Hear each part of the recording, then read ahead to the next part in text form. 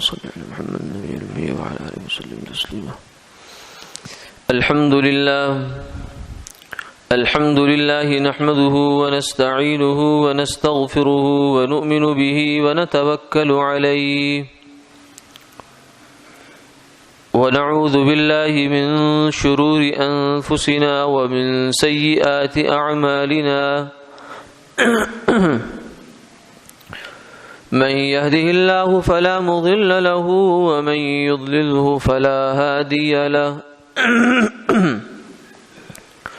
ونشهد أن لا إله إلا الله وحده لا شريك له ونشهد أن سيدنا وسندنا وحبيبنا وشفيعنا ومولانا محمدا عبده ورسوله.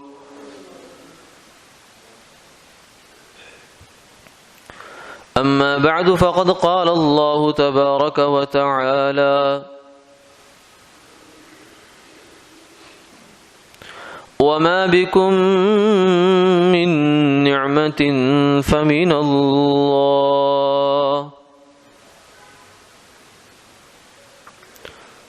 ثم إذا مسكم الضر فإليه تجأرون.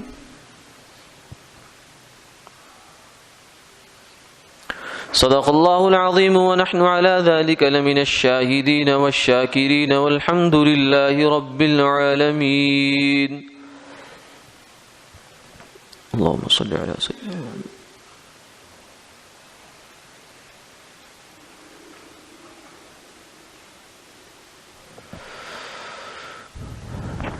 محترم و مکرم حاضرین و سامعین،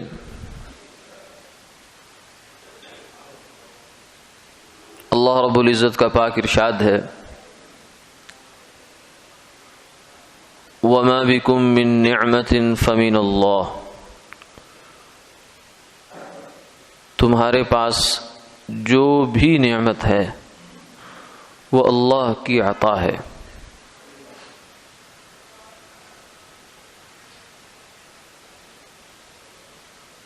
انسان اس دنیا میں اس بات کو مانتا ہے، تسلیم کرتا ہے کہ جب میں اس دنیا میں آیا تھا تو میرے پاس کچھ نہیں تھا، حتیٰ کہ تن کے کپڑے بھی میرے پاس نہیں تھے. کسی کے رحم و کرم پر تھا، اور پھر رفتہ رفتہ جو بڑا ہوتا چلا گیا تو اس کے پاس کمالات جمع ہونا شروع ہو گئے. پہلے اس کو قوت گویائی ملی، بولنا، اور پھر سوچنا، سمجھداری ملتی چلی گئی، پھر قوت مل گئی اس کو. وَلَمَّا بَلَغَ أَشُدَّهُ وَاسْتَوَى. اب ان صلاحیتوں کے نتیجے میں اس کے پاس پھر کچھ اور چیزیں بھی اکٹھی ہوتی چلی گئیں، جیسے علم ہے اور مال ہے، تعلقات ہیں، حسن ہے، جمال ہے. یہ چیزیں وقت کے ساتھ ساتھ اس کے پاس آتی چلی جاتی ہیں. اب یہ ہونے کو تو ہر آدمی کے ساتھ ہوتا ہے. جو بھی انسان دنیا میں آتا ہے وہ ظاہر ہے کہ جتنا پیدا ہوا وہیں پہ کھڑا نہیں رہتا. وقت ایک ایسی چیز ہے کہ جو گزرتا ہے. بہرحال وقت کی یہی خوبی ہے، یہی اس کی خامی ہے کہ یہ ٹھہرتا نہیں ہے. خامی تب ہے جب آدمی پہ اچھا وقت ہوتا ہے تو آدمی کہتا ہے یہ ٹھہر جائے. جوانی کو کتنا زور لگا کہ ہم ٹھہرانے کی کوشش کرتے ہیں، لیکن بالآخر جوانی ڈھل جاتی ہے. جیسے صبح کا نکلا ہوا سورج طلوع ہوتا ہے تو کرتے کرتے کرتے ایک وقت آتا ہے کہ عروج ہوتا ہے. عروج کے بعد پھر اس نے ڈھلنا ہوتا ہے. آپ کچھ بھی کر لیں، آپ کہیں کہ میں جو ہے وہ سورج کو دیکھوں گا ہی نہیں، میں کمرے میں کنڈی لگا کے اپنے آپ کو بند کر لوں گا، لیکن سورج تو ایک حقیقت ہے جو اپنے وقت پر ڈھل جائے گا۔ تو آدمی یہ چاہے کہ میں جوان ہی رہوں ساری زندگی، بڑھاپا میرے پاس نہ آئے، یہ تو نہیں ہو سکتا، وہ تو آئے گا ہی آئے گا۔ یہ زندگی کے کچھ مراحل ہیں، کچھ اوقات کے کچھ تقاضے ہیں جو اپنے وقت پر ہو کر رہیں گے۔ تو وقت اچھا ہو یا برا ہو، اس کا جو ہے وہ اس کی خامی یہ ہے کہ اچھا وقت بھی گزر جاتا ہے، اور اس کی خوبی یہ ہے کہ برا بھی گزر جاتا ہے۔ آدمی پر کبھی تکلیف آ جاتی ہے، دکھ آ جاتا ہے، مصیبت آ جاتی ہے، پریشانی آ جاتی ہے، کوئی کسی قریبی عزیز کا انتقال ہو جاتا ہے، دنیا سے وہ چلا جاتا ہے، اب بہت دکھ ہوتا ہے آدمی کو، لیکن جوں جوں وقت گزرتا جاتا ہے وہ زخم پر مرہم رکھتا چلا جاتا ہے، حتیٰ کہ 3 دن کے بعد شریعت نے کہہ دیا بس سب تمہارا جو غم تھا نا وہ نارمل ہو گیا ہے، معمول سے نکل گیا ہے، جو معمول پر واپس آ گیا، غیر معمولی صورتحال سے نکل کر معمول پر واپس آ گیا، اس لیے اب جاؤ اور اپنے کام کاج میں لگ جاؤ، دھندے میں لگ جاؤ، جو مصروفیات تمہاری ہیں دینی ہوں یا دنیاوی ہوں، پڑھنے پڑھانے کی ہوں یا عمل کی ہوں، ان میں جا کر لگ جاؤ، سوائے عورت کے کہ اس کے سوگ کو 4 مہینے 10 دن تک اللہ نے جو ہے وہ حکم دیا ہے کہ وہ اپنے خاوند پر صرف 4 مہینے 10 دن، اس کے علاوہ 3 دن سے زیادہ سوگ کا شریعت میں کوئی تصور نہیں، بس وہی 3 دن جن 3 دنوں میں آدمی کا انتقال ہو گیا بس۔ یعنی اگر 2019 میں ایک آدمی فوت ہوا تو اس 2019 کے جو 3 دن تھے وہ سوگ کے دن تھے بس، جب دوبارہ وہی دن 2020 میں آئے گا تو وہ دن بھی سوگ کا ہو، یہ بھی نہیں ہے، یہ بھی ان 3 دنوں سے باہر ہے، تو اس لیے برسی منانے کا کوئی تصور اسلام میں نہیں ہے۔ تو عرض یہ کر رہا تھا کہ وقت جو ہے وہ تو گزر جاتا ہے، تو چاہے کافر کا ہو چاہے مسلمان کا ہو، ایک کافر کے گھر میں پیدا ہونے والا بچہ، ایک مسلمان کے گھر میں پیدا ہونے والا بچہ، دونوں وقت ان کے گزر رہا ہے، ایک ہی دن پیدا ہوئے دونوں، ایک ہی تاریخ میں دونوں پیدا ہوئے، تو دونوں ہی لڑکپن کی پہلے عمر میں آئیں گے، پھر جوانی کی عمر میں پہنچیں گے، پھر بڑھاپے کو چلے جائیں گے۔ تو اس لیے وقت کو ہر ایک کا گزرتا ہے، اور وقت گزرنے کے ساتھ ساتھ ہر ایک کے ساتھ کچھ نہ کچھ مسائل بھی ہو جاتے ہیں، کچھ اس کے پاس چیزیں بھی جمع ہو جاتی ہیں، کچھ کمالات بھی اس کے پاس آ جاتے ہیں۔ مثلا بچپن میں کچھ جو ہے وہ جس نے پڑھنا شروع کر دیا وہ پڑھتا رہا، حتیٰ کہ ایک وقت آتا ہے کہ اس کے پاس علم کی دنیا کی ایک معتد بھی چیز، یعنی ایک واقعتاً قابل شمار اس کا ایک مقام پیدا ہو جاتا ہے۔ یا ایک آدمی جو ہے وہ بچپنی سے تجارت میں لگ گیا، اس نے کاروبار اور بزنس سنبھال لیا، اب ایک وقت آتا ہے کہ وہ اچھا خاصا مالدار ہو جاتا ہے، عموماً کوئی مس ہیپ نہ ہو جائے تو ورنہ کوئی حادثہ نہ ہو ورنہ آدمی پہنچ جاتا ہے کسی نہ کسی منزل تک۔ یا کوئی آدمی جو ہے وہ اس نے پہلے پڑھائی کی، پھر ملازمت کی، پھر اس کے بعد ملازمت میں بڑھتے ایک وقت آتا ہے کہ وہ سمجھتا ہے کہ میں اب سکسیسفل لائف میں آ گیا ہوں، تو یہ ایک مرحلہ آ جاتا ہے، زندگی چلتے چلتے یہ ایک مرحلہ انسان کے ساتھ پیش آ جاتا ہے۔ اب اس مرحلے پر پہنچ کر کافر میں اور مسلمان میں، جو سمجھدار آدمی ہے اس میں اور بے وقوف میں، یوں بھی کہہ سکتے ہیں آپ، فرق ہو جاتا ہے۔ کام دونوں کے ساتھ سیم ہی ہوں گے، جو کافر کا بچہ ہے وہ بھی مال اکٹھا کیا ہوگا اس نے، جو کافر کا بچہ ہے وہ بھی پڑھ لکھ کے کوئی ڈاکٹر بن گیا ہوگا، کوئی انجینئر بن گیا ہوگا، کوئی ان کے اپنے مذہب کا عالم بن گیا ہوگا، کوئی علامہ بن گیا ہوگا اپنے مذہب کا، ہندو ہے تو پنڈت بن گیا ہوگا، مسلمان ہے تو وہ مفتی بن گیا ہوگا، علامہ بن گیا ہوگا، شیخ الحدیث بن گیا ہوگا، اور بزنس مین تو پھر دونوں ایک جگہ ایک جیسے ہی ہوتے ہیں۔ تو ایسے موقع پر پھر مسلمان میں اور سمجھدار انسان میں اور کافر میں اور غیر سمجھدار انسان میں فرق ہو جاتا ہے۔ وہ فرق کیا ہوتا ہے؟ وہ فرق یہ ہوتا ہے کہ مسلمان آدمی جو ہے وہ یہ کہتا ہے ربی اوزعنی ان اشکر نعمتک التی انعمت علی وعلی والدی وان اعمل صالحا ترضاه، کہ اے اللہ، جب اس کے یہ نعمتیں مل جاتی ہیں تو اسے یہ احساس ہوتا ہے، وہ سوچتا ہے اس بات کو کہ میں تو دنیا میں جب آیا تھا تو میرے ہاتھ میں تو ایک پھوٹی کوڑی نہیں تھی، میرے پاس تو ایک بالشت کپڑا بھی نہیں تھا جس سے میں اپنی شرمگاہ چھپا سکوں، میرے پاس تو کچھ نہیں تھا۔ اب جو جتنا کچھ میرے پاس جمع ہو گیا ہے اس میں میری محنت یا میرا کمال تو کوئی نہیں ہے، اس لیے کہ مجھ سے زیادہ کمال والے، مجھ سے زیادہ عقل والے، مجھ سے زیادہ جو ہے وہ جمال والے، تعلقات والے، وہ جوتے چٹخا رہے ہیں اور میں یہاں کھڑا ہوں۔ اگر تو بنیاد میری کمال کی ہوتی تو پھر تو ان کو زیادہ با کمال ہو جانا چاہیے تھا، اگر میری ذات سے ہوتا مسئلہ۔ اس لیے کہتے ہیں کہ یہ تو مقدر کی بات ہے۔ مقدر کا مطلب کیا ہوتا ہے کہ ہماری محنتیں، کوششیں بس برائے نام ہوتی ہیں، علامت ہوتی ہیں، بس ایک پردہ ہوتا ہے بس، ورنہ پیچھے جو عطا چل رہی ہوتی ہے، دین چل رہی ہوتی ہے، وہ کسی اور جگہ سے آ رہی ہوتی ہے۔ یہ کہتے ہیں کہ مقدر جو ہے وہ ایک ماں باپ کے پیٹ سے جنم لینے والے دو بھائیوں کا ایک جیسا نہیں ہو سکتا، یعنی دنیا نے ان کو بہت حد تک برابر کیا، ماں باپ نے کوشش کی، دونوں کو پڑھایا، دونوں کو بزنس کر کے دے دیا، دونوں کی اچھی جگہ شادیاں کر دی، لیکن مقدر برابر نہیں کر سکتے ماں باپ، کہ دونوں کو بالکل ساری زندگی ایک جیسی چلتی رہی نہیں ہو سکتا۔ ایک کو اولاد مل گئی، دوسرے کو نہیں ملی، اب کیا کر سکتے ہیں؟ ایک کا کاروبار جو ہے وہ کسی ناگہانی حادثے کا شکار ہو گیا، ایک کا بڑھتا ہی بڑھتا چلا گیا، یہ تو ہو جاتا ہے۔ تو یہ کہتے ہیں مقدر۔ تو یہ مقدر کا مطلب کیا ہوتا ہے؟ مقدر کا مطلب یہ ہوتا ہے کہ اے انسان، جو کچھ تجھے ملا ہے تیرا اس میں کوئی کمال نہیں ہے، تیرا کچھ نہیں ہے اس میں۔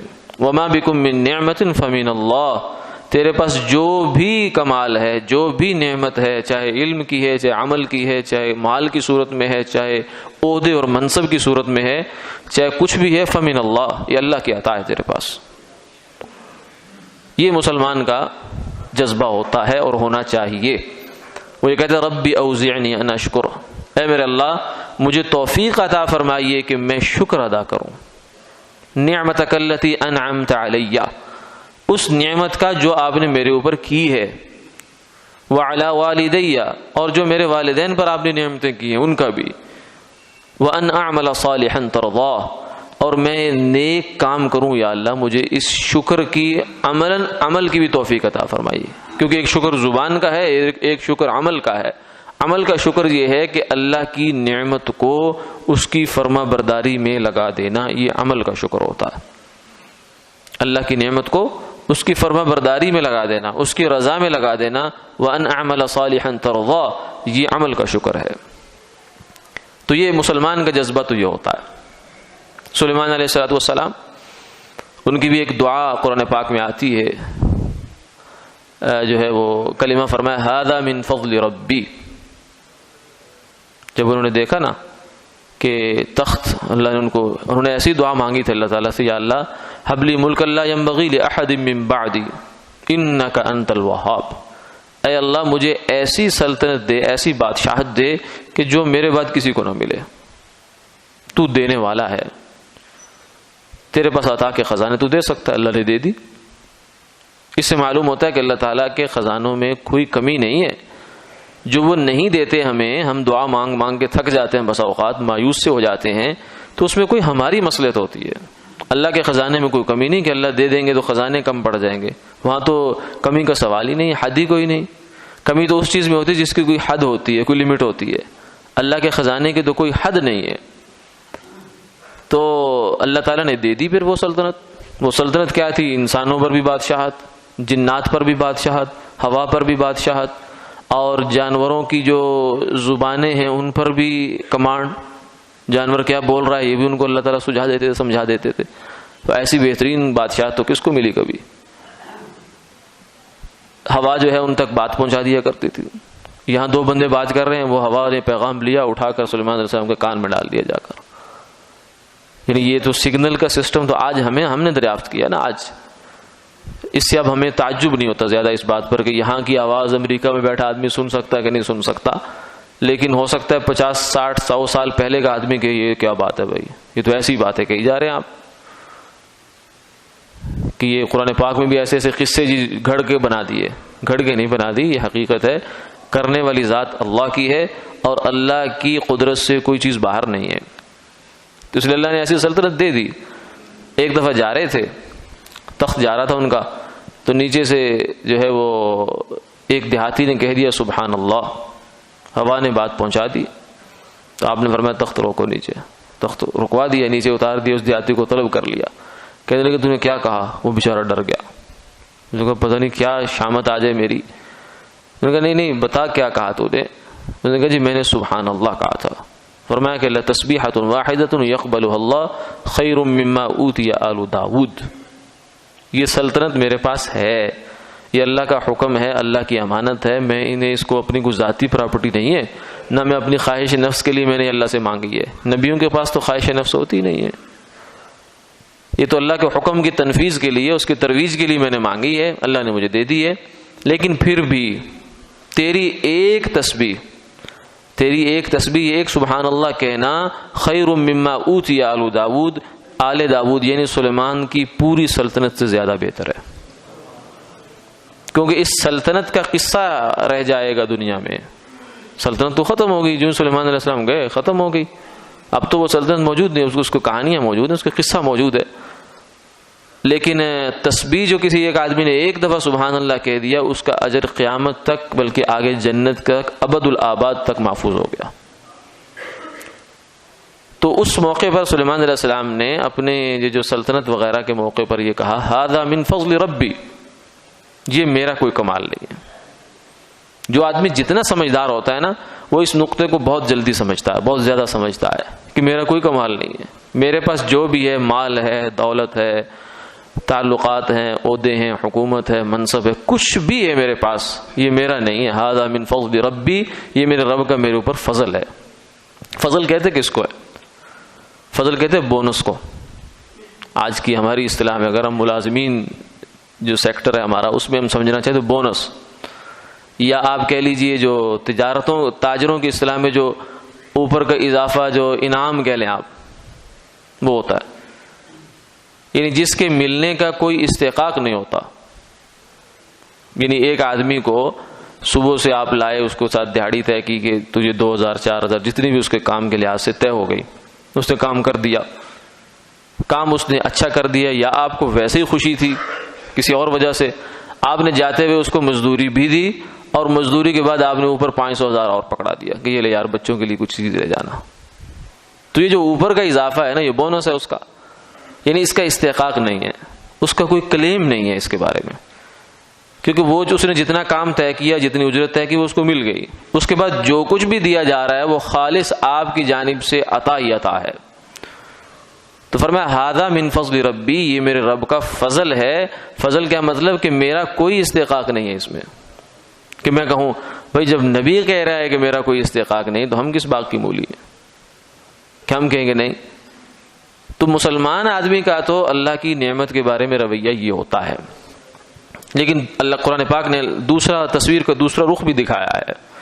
وہ دوسرا رخ یہ ہے ان قارون کان من قوم موسیٰ فبغى علیہم وآتیناہ من الکنوز ما ان مفاتیحہ لتنوء بالعصبۃ اولی القوہ اذ قال له قومه لا تفرح ان اللہ لا يحب الفرحین، کہ قارون موسیٰ علیہ السلام کا یہ قوم کا آدمی تھا، بعض روایت میں آتا خالہ زاد بھائی بھی تھا ان کا، بنی اسرائیل کا تھا، اور اس کو اللہ تعالیٰ نے سمجھ بوجھ دی، جس کے نتیجے میں اس نے مال اکٹھا کیا۔ کتنا اکٹھا کیا؟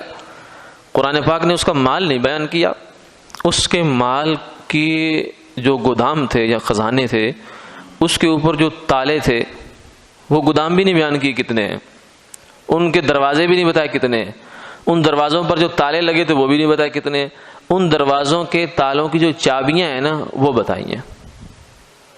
آپ اندازہ لگائیں کہ مال کی سب سے جو حفاظت کے لیے سب سے ہلکی چیز چابی ہو سکتی ہے، اس کے بعد تو کچھ نہیں ہوتا۔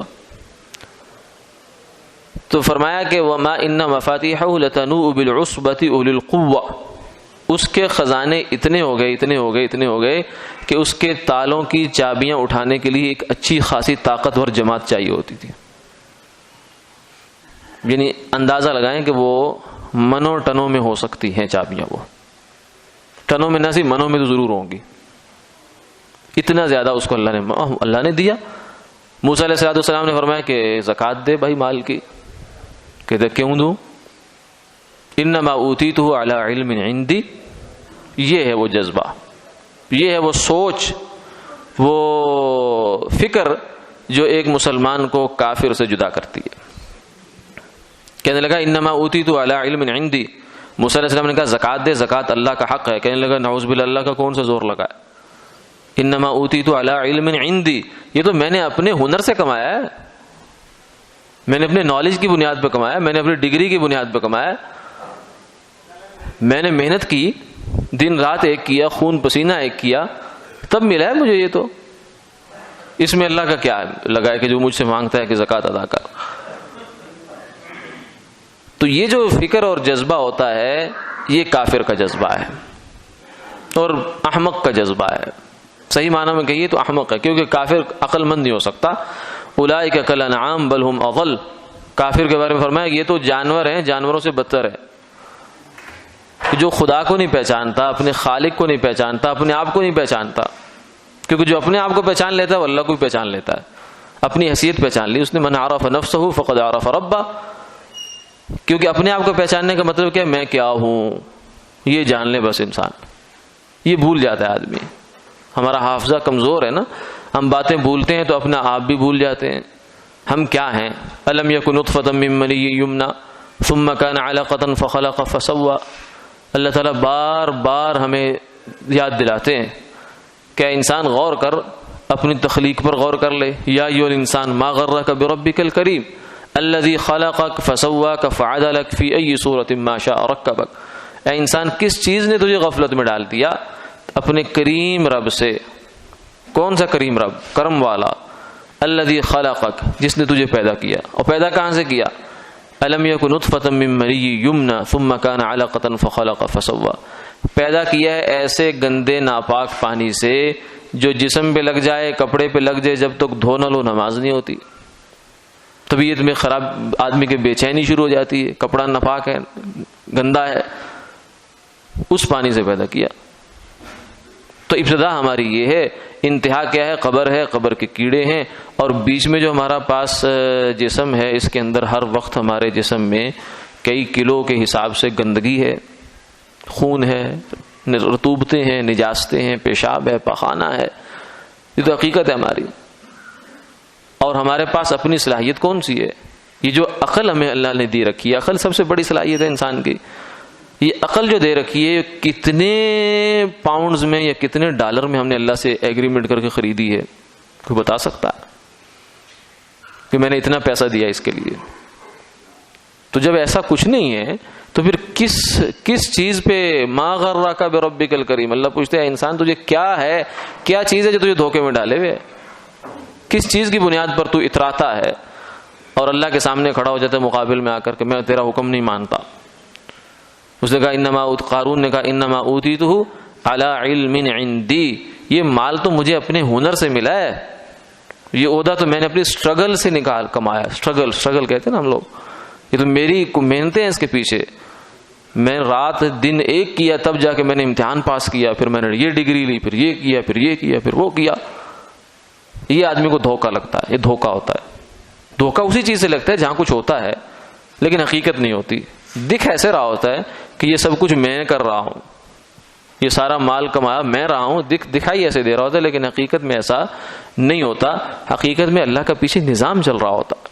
جیسے بھی میں نے عرض کیا کہ اگر محنت کی بنیاد پر رزق ہوتا، اگر محنت کی بنیاد پر علم ہوتا، اگر رزق محنت کی بنیاد پر ہوتا تو گدھا سب سے بڑا جو ہے نا وہ صاحب رزق ہوا کرتا۔ محنت زیادہ کر رہا ہے نا۔ اگر محنت کی بنیاد پہ رزق ہوتا تو جو دیہڑی دار مزدور ہے، ٹوکری اٹھاتا ہے بیچارہ، یہ کلی ہے، پلے داری کرتا ہے، سب سے زیادہ پیسہ تو اس کے پاس ہوتا ہے شام کو، محنت کی بنیاد پہ۔ اگر دماغ کی بنیاد پہ رزق ہوتا تو جتنے بڑے دانشور ہیں یہ جوتے چٹکاتے پھرتے ہیں بعض دفعہ۔ امام شافعی رحمہ اللہ تعالیٰ نے اس کو فرمایا نہیں، بلکہ ایک اور صاحب نے کہا انہوں نے کہ هذا الذي ترك الاوهام حائرة وصير العالم النحرير زنديقا، کم عاقل عاقل آیت مذاہبہ وکم جاہل جاہل تلقاہ مرزوقا، کہ کہتے ہیں کہ یہ بات سمجھ میں نہیں آتی، یہ بات سمجھ میں نہیں آتی، بالکل سوچ سوچ سوچ کے پاگل ہو جاتا ہے انسان کہ کتنے سمجھدار لوگ ہیں جو بیچارے بس گزارے کی زندگی گزار رہے ہیں، ان کے پاس آپ بیٹھ جائیں تو اتنی باتیں کمال کی کریں گے، آپ ان سے کہیں کہ بزنس کیسے کیا جاتا ہے، وہ سارا زیرو گراؤنڈ سے لے کر سمجھا دیں گے کہ پورے ملٹی نیشنل کمپنی ایسے بنتی ہے، اور بڑی پتے کی باتیں کریں گے، لیکن ان کی اپنی جیب میں شاید 10 روپے بھی نہ ہو۔ وَكَمْ جَاهِلٍ جَاهِلٍ تَلْقَاهُ مَرْزُوقًا، اور ایک آدمی انگوٹھا چھاپ ہے، اپنا سائن نہیں کر سکتا ہاتھ سے، لیکن رزق سے اس کے گودام بھرے پڑے ہیں۔ کہتے یہ بات سمجھ میں نہیں آتی، سمجھ میں اس لیے نہیں آتی کہ اللہ کا نظام ہے، اللہ کا نظام کہاں سمجھ میں آئے؟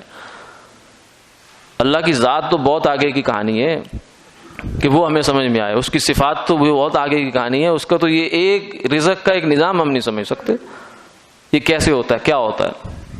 جسے میں نے عرض کیا نا ابھی کہ ماں باپ اپنے پیدا ہونے والے، اپنے جسم سے جنم لینے والے 2 بیٹوں کو اپنے خیال کے حساب سے بہت برابر کر دیتے ہیں، پڑھائی میں، لکھائی میں، مکان بنا کے دے دیا، سب بزنس کرا کے دے دیا، لیکن کیا قبر تک جانے والی ساری زندگی ان کے برابر کر سکتے ہیں؟ نہیں کر سکتے۔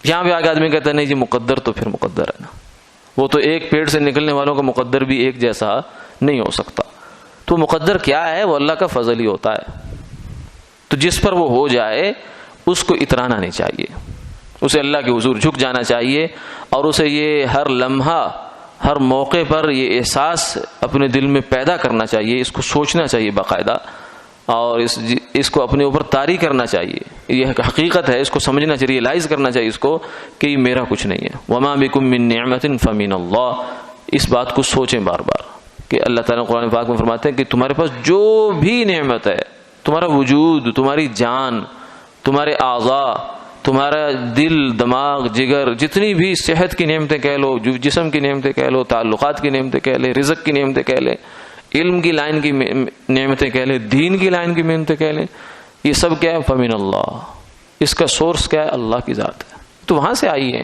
تمہارا اس میں کیا ہے؟ تمہارا صرف اتنا ہے کہ اللہ نے تمہارے لیے سعادت لکھی تھی، اللہ نے تمہیں دے دی، اب تم اس کے سامنے جھک جاؤ، اپنے آپ کو جھکا دو، اپنے آپ کو سجدے میں ڈال دو۔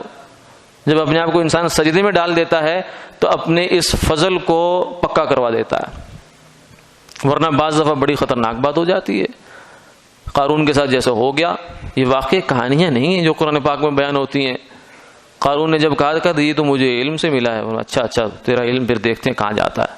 موسیٰ علیہ السلام نے پھر آگے واقعہ لمبا ہے کہ جب زکوٰۃ مانگی زیادہ، اس کو سمجھ لگا کہ اب تو میرے سے مال لیا جائے گا، کیونکہ آدمی کا مال جتنا بڑھتا جاتا ہے نا تو بخل بھی بڑھتا جاتا ہے، اس لیے مال کی محبت سے پناہ مانگنی چاہیے۔ مال سے پناہ نہیں مانگی گئی، مال کی محبت سے پناہ مانگی گئی۔ دنیا منع نہیں ہے کمانا، دنیا کی محبت منع ہے، کیونکہ جو مال بڑھتا جاتا ہے اس کی محبت بڑھتی چلی جاتی ہے۔ 1 روپے والے کو 1 روپیہ نکال کر دینا آسان ہوتا ہے، لاکھ والے کو کوئی لاکھ دے نہیں دے گا، کیونکہ لاکھ کے پیچھے جو اس کی محبت تھی نا وہ اتنی زیادہ ہو گئی ہے۔ تو قارون کے پیچھے مال کی محبت بہت زیادہ ہو گئی تھی، تو اس نے جب موسیٰ علیہ السلام سے یہ کہا تو اس نے پھر الٹی گنگا چلائی، اس نے ایک عورت کو تیار کیا، کہا کہ جا کر تم نے موسیٰ علیہ السلام جس مجمع میں لوگوں کو دین کی باتیں کر رہے ہوتے ہیں، تو نے جا کر کھڑے ہو کر ان پر الزام لگانا ہے، الزام، کردار کشی تک اتر آیا۔ یہ ہے دنیا کی محبت جو آدمی کو کہاں سے کہاں پہنچا دیتی ہے۔ اس لیے فرمایا حب الدنیا رأس کل خطیہ، ہر گناہ کی جڑ دنیا کی محبت ہے۔ تو اس کو یہاں تک لے گئی، لیکن جب وہ آئی عورت، وہ بہت سے مال دے کر لالچ دلایا اس کو کہ تو ایسا کر۔ جب وہ آئی تو بجائے اس کے کہ وہ کہتی، اس نے وہی بات کہہ دی جو قارون نے اس کو پڑھائی تھی۔ اس نے کہا مجھے قارون نے اتنا پیسہ دیا ہے اور اس کام کے لیے دیا ہے کہ تو جا کر ایسا کہہ دے۔ اللہ تعالیٰ اپنے نبیوں کے دامن پر داغ نہیں لگنے دیتے۔ تو پھر موسیٰ علیہ السلام نے کہا کہ اللہ اب تو بس، پھر فرمایا کہ زمین کو حکم دیا کہ اس کو پکڑ، اب مجھ سے پوچھے اس کا علم کہاں چلا گیا۔ جس علم سے اس نے اتنے خزانے اکٹھے کیے ہیں وہ علم لگا کر زمین سے بچ جائے نا، اپنے آپ کو بچا لے، نہیں، زمین نے اس کو پکڑنا شروع کیا، دھنستا گیا، حتیٰ کہ کہنے لگا آخر میں جا کر پھر کہتا ہے یہ میرے خزانے جو ہے نا یہ لینے کے لیے آپ مجھے مروا رہے ہیں۔ تو موسیٰ علیہ السلام نے کہا اس کے خزانے بھی اس کے اوپر ہی اللہ ڈال دو۔ تو بس وہ زمین میں دھنستے ہی جا رہا ہے قیامت تک کے لیے۔ تو یہ انجام ہو جاتا ہے. جب آدمی الٹی طرف چلتا ہے، شکر کی طرف نہیں آتا، نعمت کے شکر کی طرف نہیں آتا، اس کا صحیح سمجھ اور احساس پیدا نہیں کرتا، تو اللہ تعالیٰ بعض دفعہ دنیا میں اس کو نشان عبرت بنا دیا کرتے ہیں. وَلَئِن كَفَرْتُمْ إِنَّ عَذَابِي لَشَدِيدٌ. اللہ کی پکڑ بڑی سخت ہے، لیکن اگر پکڑ دنیا میں آئے نہ آئے، انسان سمجھدار وہی ہے کہ جو احسان جس کا کھائے اس سے شرمائے. جب اللہ تعالیٰ کی نعمتیں ہم استعمال کرتے ہیں تو اللہ کے سامنے جھک جانا یہ ہماری ایک ذمہ داری ہے. اللہ تعالیٰ عمل کی توفیق عطا فرمائے. وآخر دعوانا الحمدللہ.